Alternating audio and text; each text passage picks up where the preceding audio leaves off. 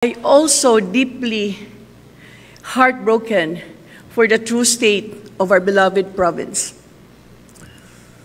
Gubot, guba, gutom, mauni ang among naabtan sa daghang suok sa Sugbo.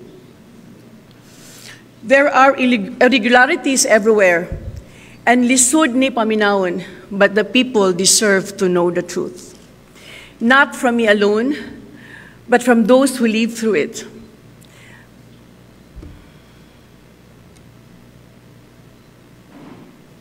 Rolino, nag-eskwela o nagtrabaho.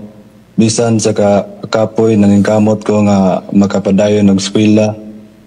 Kay wala man ko scholarship, maong nagtrabaho ko sa gabi. Laban lang yun.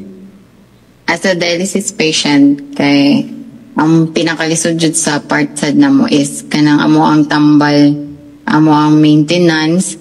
Kay if mo duol may LGU, di sila makahatag kay wa sila supply. So mapugos mi og kanang palit na usually kay kanang dili ra pa jud isa kubok amo maintenance, daghan sa jud siya niya. As a dialysis patient nga 6 years na ko nga nagdaya kay lisod kay wala need siya cash para mapalit og kani ani nga mga tambal niya.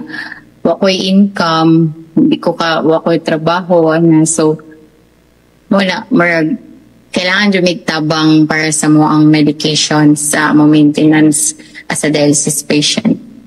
Kuwang ang promosyon sa amoa kay tungod sa competition daghan mo gyud kay competition para dinhi. O pila na kabuk restaurant sa Argao karon daplig dagat nindot kay mga restaurant. Ya kami lupig mi kay gamay ramig kanang puhunan. Ya sila mga elitista na sila, daghan sila kwarta. Lisod mi, maglisod mi sa competition, lisod yun mi. Ya nga amo pod usag yun mo follow sa rules lang yun sa gobyerno.